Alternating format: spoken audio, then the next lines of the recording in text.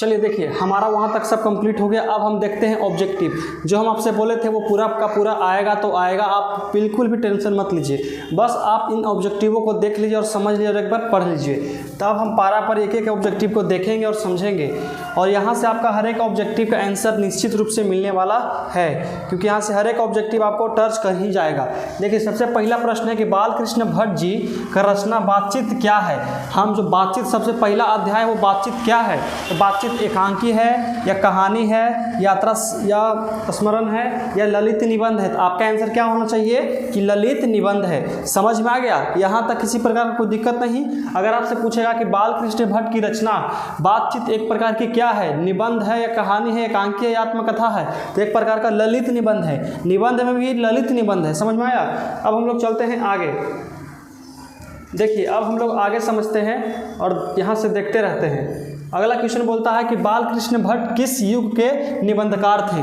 बालकृष्ण भट्ट जो है किस युग के निबंधकार हैं, तो किस युग के हैं? प्रसाद युग के हैं, भारतेंदु युग के हैं, या द्विवेदी युग के हैं, या स्वतंत्र युग के हैं। तो आपका आंसर होना चाहिए कि भारतेंदु युग के हैं। वो कौन से युग के हैं? तो भारतेंदु युग के हैं। यहाँ तक किसी प्रकार कोई दिक्कत नहीं। अब हम लोग आगे चलते हैं। अगला ऑब्जेक्टिव जो है, देखिए अगला ऑब्जेक्टिव कहता है मनुष्य की बातचीत का उत्तम तरीका क्या है। हम आपको बताए थे, सब्जेक्टिव जब पढ़ा रहे थे तो हम आपको बताए थे कि जब मनुष्य का बातचीत का उत्तम तरीका होता है खुद से बात करना, अपने आप से बात करना, उसी को कहते हैं उत्तम तरीका। तो बताइए, क्या होगा या ये होगा, या भीड़ में और अगर होगा, या अवाक होकर के अपने से बातचीत करना होगा। तो यहाँ पे आंसर डी है। डी जो बिल्कुल राइट होगा, कहता है कि अवाक होकर अपने से बातचीत करना। यहाँ तक कोई दिक्कत नहीं। ऑब्जेक्टिव याद करते जाइए, ऑब्जेक्टिव समझते जाइए। आपको हर एक ऑब्जेक्टिव MBBI है, ठीक है। अब हम लोग आगे समझते हैं और देखते हैं कि अगला प्रश्न क्या कहता है। अगला प्रश्न कहता है कि संवाद से सबसे महत्वपूर्ण क्या है। संवाद में सबसे महत्वपूर्ण क्या है, बताइए। संवाद में सबसे मतलब बातचीत करने में सबसे महत्व क्या है, कैसे बातचीत कर सकता है? तर्क हो गया, जिज्ञासा हो गया, आत्मीयता हो गया, प्रभावपूर्ण भाषा हो गया। तो देखिए, जब बातचीत में सबसे ज़्यादा, देखिए यहाँ पे लिखा है कि संवाद का मतलब होता है बातचीत, एक दूसरे के मित्र से बातचीत। अगला आपसे कुछ बोल रहा है, आप कुछ सुन ही नहीं रहे हैं, वो एक प्रकार का अच्छा बातचीत है? बिल्कुल नहीं। तो कैसा बातचीत है? तो जिसमें आत्मीयता होना चाहिए कि अगर हम बोल रहे हैं तो अगला भी कोई हमारा बात को अच्छा से सुने। अगर आप यहाँ से बोल रहे हैं हाँ हेलो हेलो, आप उस अगर सामना सामने अगर आप बतिया रहे हैं, किसी दोस्त से बतिया रहे हैं, आप उसको एकदम अच्छा बात बता रहे हैं और वो अपना फ़ोन में लगा हुआ कि चलो इसको बोलने तो इसको प्रभाव पड़ता है, उस प्रकार का बातचीत क्या है? कुछ नहीं है। उस प्रकार का बातचीत बिल्कुल ही ना कीजिए। सबसे अच्छा अकेले बात कीजिए। और उससे होता है आत्मीयता, कि दोनों का बातचीत में एकदम उतना ही दिलचस्पी हो जितना एक का हो दूसरा का भी हो, ठीक है ना। अब देखिए, अगला प्रश्न हम लोग देखते हैं और समझते हैं कि अगला प्रश्न क्या कहता है। देखिए, अगला प्रश्न जो है कहता है बालकृष्ण भट्ट, यहाँ भट्ट सिर्फ बालकृष्ण भट्ट का जन्म कहाँ हुआ था। का जन्म कहाँ सिर्फ लिखा हुआ है कि बालकृष्ण भट्ट का जन्म हुआ था। कब हुआ था कि कहाँ हुआ था ये नहीं पूछ रहा है। तो आपसे पूछेगा कि 23 जून 1884 में, कि 23 जून 1844 में, या 20 जुलाई 1800 इतना में, या 18 दिसंबर इतना में। तो आपका आंसर होना चाहिए, क्या होना चाहिए कि 23 जून 1844 ईस्वी में इनका क्या हुआ था? जन्म हुआ था। 23 जून 1844 ईस्वी में क्या होता है? इनका जन्म हुआ था। समझ में आ गया? अब हम लोग चलते हैं आगे। देखिए, अगला समझते हैं और आगे वाला क्या बोलता है। कहता संयोगिता स्वयंवर, एक संयोगिता स्वयंवर है किनके द्वारा रचित है। तो आपका आंसर बिल्कुल होना जाना चाहिए, क्या हो जाना चाहिए कि बालकृष्ण भट्ट जी के द्वारा क्या है? लिखा गया है। संयोगिता स्वयंवर किनके द्वारा है? तो बालकृष्ण भट्ट के द्वारा। अगला प्रश्न देखते हैं। अगला प्रश्न कहता है, क्वेश्चन नंबर 7 है, कहता है कौन सी रचना बालकृष्ण भट्ट के द्वारा नहीं लिखी गई है। कौन सी रचना बालकृष्ण भट्ट के द्वारा नहीं लिखी गई है? तो कहता है कि नूतन ब्रह्मचारी, 100 अचान 1 सुजान, उसमें कहता है सतभाव का अभाव या गुरु परीक्षा। तो आपका आंसर क्या हो जाना चाहिए बताइए, कौन सा है जो बालकृष्ण भट्ट के द्वारा नहीं लिखा गया है? कौन सा है? नूतन ब्रह्मचारी भी है, उसके बाद 100 अजान 1 सुजान भी है, उसके बाद कहता है सतभाव का अभाव, ये भी है, ये भी है, उसके बाद कहता है गुरु परीक्षा। तो यहाँ पे गुरु परीक्षा नहीं है, तो हमारा आंसर क्या हो जाना चाहिए? डी हो जाना चाहिए। अगला क्वेश्चन देखिए, अगला क्वेश्चन कहता है कि कौन सी रचना बालकृष्ण भट्ट की है? कौन सी रचना बालकृष्ण भट्ट की है? तो कौन सी रचना है? रेल का विकेट खेल, कछुआ धर्म, रेणुका, या ये क्या लिखा हुआ है? प्रचाय द्वीपा। तो बताइए कौन सा है जो बालकृष्ण भट्ट जी के द्वारा लिखा गया है? आप बताइए कौन सा है जो बालकृष्ण भट्ट के द्वारा लिखा गया है? तो बताइए क्या है? रेल का विकेट खेल, रेल का विकेट खेल या कछुआ धर्म? बताइए क्या हो जाना चाहिए? तो रेल का विकेट खेल। समझ में आया? अब हम लोग चलते हैं अगला क्वेश्चन पर। अगला क्वेश्चन देखिए क्या कहता है, इसमें अगला कहता है कि बालकृष्ण भट्ट ने कौन सा मासिक पत्रिका निकाला था? बालकृष्ण भट्ट ने कौन सा पत्रिका का संपादन किया था या तो निकाला था? तो यह होता प्रताप हो गया, या कर्मवीर हो गया, ज्योतिषी हो गया, या हिंदी प्रदीप। तो आंसर आपका आंसर होना चाहिए हिंदी प्रदीप। अगर आप इस वीडियो को पसंद करते हैं, अगर आपको अच्छा लगता है तो एक बार इसको सब्सक्राइब कर दीजिएगा, बहुत ही ज़रूरी पड़ता है हम लोग के लिए। अब देखिए आगे हम लोग समझते हैं। चलिए, कहता कि बातचीत किस विद्या की रचना है? बातचीत जो है क्या है? इसमें कहता है कि आलोचना है, गीत है, शोध है, या तो निबंध है। तो हम आपको बताए थे कि बातचीत एक प्रकार का क्या है? तो निबंध है। समझ में आ गया? यहाँ तक किसी प्रकार का कोई दिक्कत नहीं होना चाहिए। अब हम लोग अगला देखते हैं। अगला क्या कहता है? अगला देखिए, इसमें कहता है कि रॉबिन्सन क्रूसो ने 16 वर्षों के उपरांत किसके मुख से, एक व्यक्ति है जिसका नाम है रॉबिन्सन क्रूसो। आप इस चैप्टर हम पढ़ाए हैं, सारांश पढ़ाए हैं, इस सारांश में आपको हर एक बात बताया गया है। ठीक है, तो रॉबिन्सन क्रूसो एक व्यक्ति था जिसने किसी के मुख से 16 वर्ष बाद किसी का आवाज़ सुना था। तो देखिए वो व्यक्ति का क्या है, किसके मुख से एक बात सुनी है? तो यह क्या फ्राइडे है, सेंडन है, एडिसन है, या स्टीन है? तो यह है फ्राइडे। क्या हो गया आपका? फ्राइडे हो गया। समझ में आ गया? तो रॉबिन्सन क्रूसो ने फ्राइडे के मुख से 16 वर्ष बाद एक कुछ आवाज़ सुनी थी जो उसको लगा था कि नहीं, धरती पर मनुष्य भी है। समझ में आया? अब अगला हम देखते हैं। अगला जो प्रश्न है कहता है कि बातचीत शीर्षक निबंध के निबंधकार कौन है? जो हमारा बातचीत है उसके निबंध के निबंधकार कौन है? बातचीत किसने लिखा था? तो किसने लिखा था? क्या प्रकाश नारायण ने लिखा था? क्या जयप्रकाश नारायण ने? तो जयप्रकाश नारायण ने नहीं लिखा है। तो अगला है संपूर्ण क्रांति है, मोहन राकेश भी नहीं हो गया, ये भी नहीं हो गया, नामवर सिंह। तो ये हो गए बालकृष्ण भट्ट हो गए। समझ में आ गया आपको? तो क्या हो जाएंगे? बालकृष्ण भट्ट। अब हम लोग अगला देखते हैं, और अगला कहते हैं, आगे देखिए और समझिए। इसमें है कि बातचीत के माध्यम से बालकृष्ण भट्ट, बातचीत के माध्यम से लेखक, मतलब कि बालकृष्ण भट्ट क्या बतलाना चाहते थे? हम लोग बातचीत करेंगे तो उनको क्या लगता है कि बातचीत करने से क्या होगा? बताइए क्या हो सकता है? क्या बातचीत की शैली बता रहे थे, या भाषण की शैली, या संवाद की शैली, या इनमें से कोई नहीं? तो आपका आंसर क्या हो जाएगा? कमेंट में ज़रूर बताइएगा। हम आपका हर एक कमेंट पढ़ते हैं और हर एक कमेंट का उत्तर भी देते हैं कि किसका कमेंट कैसा आया है। ठीक है, तो इसका आंसर हो जाएगा बातचीत का शैली। Option A is the correct हो जाएगा। ठीक है, अगला जो प्रश्न है वो कहता है कि बालकृष्ण भट्ट का निवास स्थान कौन सा है? बालकृष्ण भट्ट जी का निवास स्थान कहाँ रहते थे वो? तो क्या रहते थे? लखनऊ उत्तर प्रदेश में रहते थे, या इलाहाबाद उत्तर प्रदेश में रहते थे, या मथुरा उत्तर प्रदेश में रहते थे, या वाराणसी उत्तर प्रदेश में रहते थे? तो आपका आंसर हो जाना चाहिए कि इलाहाबाद उत्तर प्रदेश। क्या होगा? इलाहाबाद उत्तर प्रदेश में इनका निवास स्थान था। ठीक है, अब हम लोग चलते हैं अगला प्रश्न पे।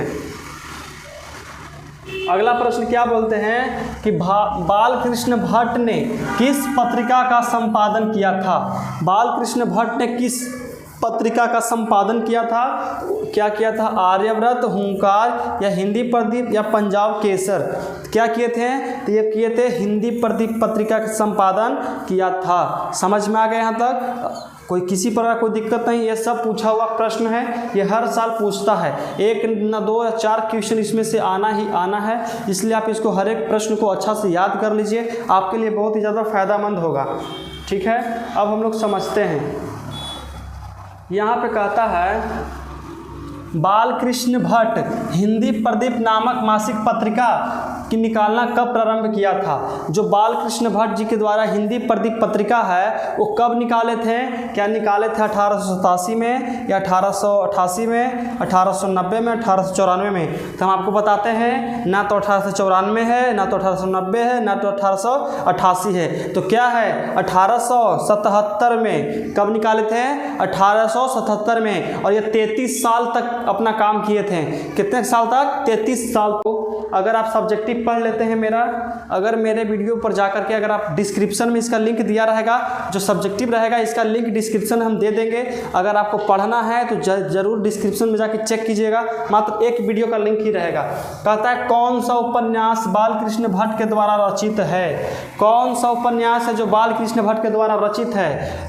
मैला आंचल, गोदान, 100 अजान 1 सुजान या अंतरचाल या अंतराल? तो यहाँ कौन सा हो जाएगा? 100 अजान 1 सुजान, जो बालकृष्ण भट्ट के द्वारा क्या है? रचित है। यहाँ तक किसी प्रकार की कोई दिक्कत नहीं। अब हम लोग आगे समझते हैं। देखिए आगे जो बोलते हैं, इसमें से आगे वाला जो प्रश्न है क्वेश्चन नंबर 20, क्वेश्चन नंबर 20 क्या बोलता है कि नाटक के प्रारंभ में, आप हमेशा गांव में जाते होंगे, कहीं भी जाते होंगे तो नाटक होता है, और नाटक के पहले एक पूजा होता है। ठीक है, एक पाठ होता है, एक आरती होता है। उस आरती को क्या कहते हैं? यही प्रश्न है कि होने वाले मंगल पाठ को क्या कहा जाता है? नाटक के प्रारंभ में होने वाले मंगल पाठ को नांदी पाठ कहते हैं। कौन सा पाठ कहते हैं? नांदी पाठ कहते हैं। समझ में आ गया यहाँ तक? जब नाटक के प्रारंभ में कोई भी एक पाठ होता है उसी को कहते हैं नांदी पाठ। ठीक है, अब हम लोग आगे समझते हैं। आगे देखिए, कहता है कि रॉबिन्सन क्रूसो को कब तक मनुष्य का मुख देखने के लिए नहीं मिला था? आपको बताना है, एकदम कमेंट में जल्दी बताइए, एकदम बताना ही बताना है। को रॉबिन्सन क्रूसो को बताइए, रॉबिन्सन क्रूसो को कब तक हम जैसे मनुष्य, आप भी एक मनुष्य हैं, धरती पर कितने सारे मनुष्य हैं, तो रॉबिन्सन क्रूसो को कितने वर्ष तक मनुष्य का मुख देखने के लिए नहीं मिला था? तो कितने वर्षों तक नहीं मिला था? क्या 10 वर्षों के लिए, क्या 12 वर्षों के लिए, क्या 16 वर्षों के लिए, क्या 18 वर्षों के लिए? तो आपको हम बता दें कि ये वाला गलत है, ये भी गलत है, ये भी गलत है। तो सही उत्तर क्या हो जाएगा? 16 वर्षों तक रॉबिन्सन क्रूसो को मनुष्य का मुख देखने के लिए नहीं मिला था। ठीक है, अब हम लोग अगला प्रश्न देखते हैं। अब देखिए आगे का जो प्रश्न है, कहता है बोलने से ही मनुष्य के रूप का साक्षात्कार होता है, यह कथन किसका है? यह किसने कहा था?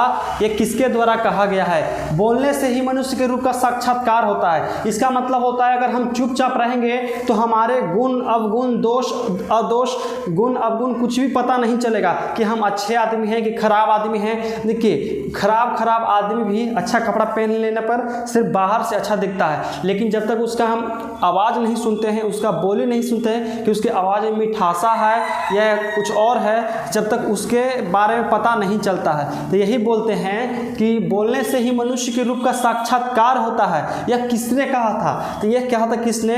यह कहा था वेन जॉनसन ने।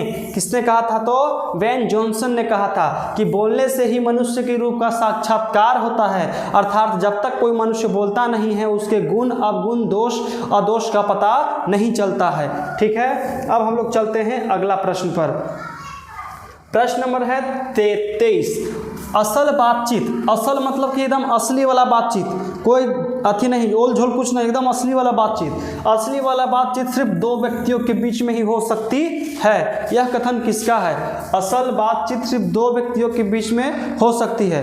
यह कथन किसका है? यह कथन उनके एडिसन का है या बेन जॉनसन का या मिल्टन का या तो स्पेरन का? बताइए। तो ये हो जाएगा एडिसन का। असल बातचीत जो है वो सिर्फ दो व्यक्तियों के बीच में ही सिर्फ संभव है। अगर कोई तीसरा व्यक्ति आ जाता है तो बात को बदल दिया जाता है। समझ में आया? इसलिए हम लोग असल बातचीत जो है वो सिर्फ दो व्यक्ति के बीच में ही होता है। चलिए देखिए, यहाँ तक समझ में आ गया। अब हमारा बस कुछ प्रश्न और बचा हुआ है, ठीक है। इसमें कहता है कि एडिसन के अनुसार असल बातचीत कितने व्यक्तियों के बीच में हो सकती है? बताइए कितने लोगों के बीच में हो सकती है? इससे पहला प्रश्न जो था वही हम आपको बताएंगे। क्या दो व्यक्ति के बीच में या तीन व्यक्ति, चार व्यक्ति, पांच व्यक्ति? तो बताइए असल बातचीत जो है वो मात्र सिर्फ दो व्यक्तियों के बीच में हो सकती है। चार व्यक्तियों के बीच में जो बातचीत होता है उसे बातचीत नहीं बल्कि इसी कहते हैं टाइम पास, और कुछ भी नहीं है, ठीक है ना। चार व्यक्तियों के बीच में जो बात होता है उसे मन रमाने की बातचीत कहते हैं, जो हमेशा घाटा वाला बात है। अब देखिए, कहता है कि बातचीत से मन किस प्रकार हो जाता है। अगर हम बातचीत करते हैं एक दूसरे से, नहीं आप समझिए, कभी कभी आप टेंशन में रहते होंगे तो आप एक साथी खोजते हैं ताकि हम उससे अपना बात कहें और अपना दिल का बोझ हल्का करें। उसी को कहते हैं कि बातचीत करने से हमारा जो मन है, हमारा दिल है, वो किस प्रकार का हो जाता है। क्या हो जाता है? क्रोधपूर्ण, या होता है भारी और बोझनीय, उसके बाद हल्का और स्वच्छ, इनमें से कोई नहीं। तो बताइए, दुख बांटने से घटता है, इसीलिए बताइए हमारा जो है कुछ हो जाता है, हल्का और स्वच्छ हो जाता है। समझ में आ गया यहाँ तक? अब हम लोग देखते हैं अगला प्रश्न। देखिए, इसमें कहता है किसके ना होने से सृष्टि गूंगी प्रतीत होगी। कौन ऐसा चीज़ है जो नहीं होगा कि संपूर्ण सृष्टि गूंगी प्रतीत हो सकती है? कैसी है? तो बताइए, क्या श्रम शक्ति या वाक शक्ति या दिव्य शक्ति या तो स्मरण शक्ति? स्मरण का मतलब होता है क्या? याददाश्त। समझ में आया? अगर हम भूल जाएंगे तो गूंगी प्रतीत होगी सृष्टि? नहीं ना। उसके बाद होगा क्या? वाक शक्ति अगर हमारे पास नहीं होगा, अगर हम बोलेंगे ही नहीं तो पूरा एकदम सन्नाटा रहेगा, पता ही नहीं चलेगा कि कौन आ रहा है, कौन जा रहा है, कुछ भी नहीं पता चलेगा। समझ में आया? एकदम गूंग बताल ऐसे सब बैठा रहेगा तो कुछ होने वाला है? अब देखिए, कहता है कि आर्ट ऑफ कन्वर्सेशन।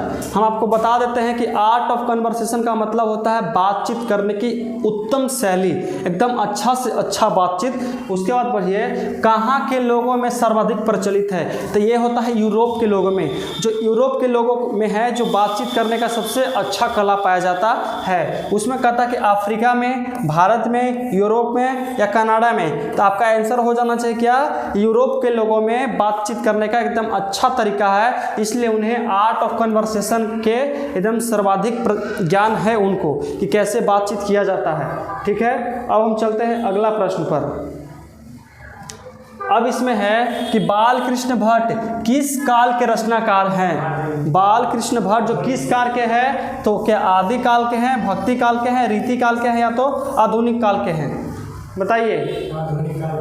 यहाँ पे क्वेश्चन गलत होता है, यहाँ पे ऑप्शन में है ही नहीं। समझ में आया? बालकृष्ण भट्ट जो है भारतेंदु युग के कवि है। भारतेंदु युग के कवि हैं। यहाँ पे ऑप्शन में है ही नहीं, यहाँ पे रहेगा नॉन ऑफ दिस। क्या रहेगा? None of this. तो नॉन ऑफ दिस मारना है, क्योंकि बालकृष्ण भट्ट हैं जो भारतेंदु युग के कवि हैं। समझ में आ गया यहाँ तक? अब हम लोग आगे चलते हैं। अब लगता है कि खत्म हो गया। देखिए, बालकृष्ण भट्ट किस युग के निबंधकार थे? इससे पहला प्रश्न था किस काल के और किस युग के। नहीं सॉरी, एक सेकेंड, हमसे जखनी गलती हो गया था। यहाँ पे काल पूछ रहा है, यहाँ पे कहता है कि किस काल के कवि हैं, तो वो हो गए आधुनिक काल के कवि हैं। कौन काल के कवि हैं? आधुनिक काल के। समझ में आया? कहते हैं कि बालकृष्ण भट्ट जो है किस काल के कवि है, तो आधुनिक काल के कवि हैं। अब भारतेंदु युग के निबंधकार हैं। समझ में आया ना? अब हम लोग चलते हैं आगे, और इसमें देखिए अगला प्रश्न आ ही गया कि बालकृष्ण भट्ट किस युग के निबंधकार थे? किस युग के निबंधकार थे? तो ये थे भारतेंदु युग के क्या हैं? निबंधकार थे। अब हम लोग चलते हैं आगे। देखिए अगला प्रश्न जो है कहता है कि संवाद में सबसे महत्वपूर्ण क्या है? संवाद में मतलब कि बातचीत करने में सबसे जरूरतमंद क्या है? बताइए। तो हम आपको बताए थे कि हो जाएगा आत्मीयता। आत्मीयता का मतलब कि अगर हम किसी से बोल रहे हैं जिस भावना में, उस भावना में वो समझे भी हमारी बात, ये न कि हम उससे बतिया रहे हैं और किसी और से बतिया रहे करके हाँ ठीक है ठीक है ठीक है, वो सब बात नहीं चाहिए। ठीक है, अगर जिस भाव में हम उससे बतिया रहे हैं उस भाव में वो हमारी बात भी सुने।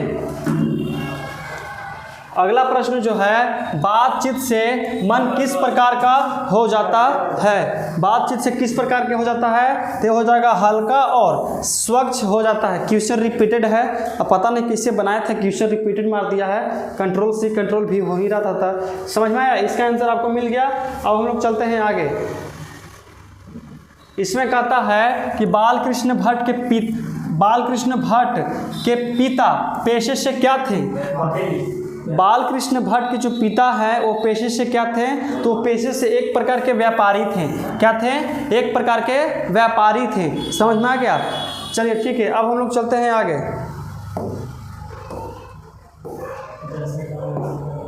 देखिए लिखा हुआ है जैसा काम का वैसा परिणाम किस लेखक के द्वारा रचित है? किसके द्वारा लिखा गया है? तो बताइए, क्या रामधारी सिंह दिनकर हो गए, या जयप्रकाश नारायण, या बालकृष्ण भट्ट, या मोहन राकेश? तो बताइए, इसका आंसर हो जाएगा बालकृष्ण भट्ट के द्वारा रचित है, जैसा काम का वैसा परिणाम। अब हम लोग आगे चलते हैं। कहाँ? प्रश्न का मतलब होता है किनके द्वारा रचित है। ये प्रश्न एक हाँ नहीं दिया कौन? जैसा काम वैसा परिणाम। तो उनका हम लेखक परिचय दिए हैं, ये सब लेखक परिचय में आएगा, ऑब्जेक्टिव में सब आ जाता है। लेखक परिचय अलग से चलता है बाबू। चलिए देखिए अगला प्रश्न है, दमयंती स्वयंवर किस लेखक के द्वारा रचा गया है? दमयंती स्वयंवर किसके द्वारा रचा गया है? चंद्रधर शर्मा गुलेरी, मल्यज, बालकृष्ण भट्ट, या भगत सिंह? तो बताइए, ये हो जाएगा बालकृष्ण भट्ट, क्योंकि हम लोग पढ़ रहे हैं बातचीत का ऑब्जेक्टिव। अब बातचीत में हर एक क्या कौन लिखे होंगे? हम लिखे होंगे, आप लिखे होंगे? नहीं, वो लिखे होंगे बालकृष्ण भट्ट। तो उन्हीं के बारे में डायरेक्ट आंसर एकदम मार देना है। खाली आपको याद रहे कि किस चैप्टर से ही था। देखिए बालकृष्ण भट्ट के पिता का नाम क्या था? हर किसी का एक पिता होता है, उनका कुछ ना कुछ नाम होता है। तो उसी प्रकार से पूछ रहा है कि बालकृष्ण भट्ट है, उनके पिता का नाम क्या था? तो क्या देनी प्रसाद भट्ट था, या तेनी प्रसाद भट्ट था, या सेनी प्रसाद भट्ट था? तो आपका आंसर हो जाना चाहिए कि बेनी प्रसाद भट्ट। समझ में आया? बेनी प्रसाद भट्ट उनके पिताजी का नाम था। अगला क्वेश्चन हम लोग देखते हैं, और यह सबसे लास्ट प्रश्न है, और हम देखते हैं कि भट्ट जी, यहाँ पे भट्ट का मतलब होता है बालकृष्ण भट्ट। भट्ट जी ने हिंदी प्रदीप का संचालन कितने वर्षों तक किया था?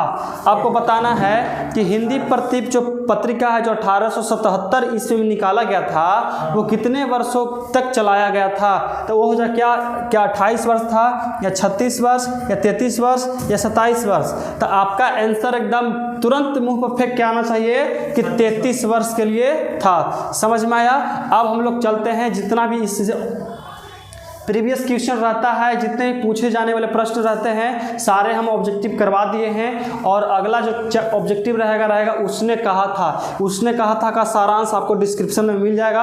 आपको पढ़ना है तो वहाँ से आप पढ़ सकते हैं। तो मिलते हैं हम लोग उसने कहा था का सारांश लेकर के।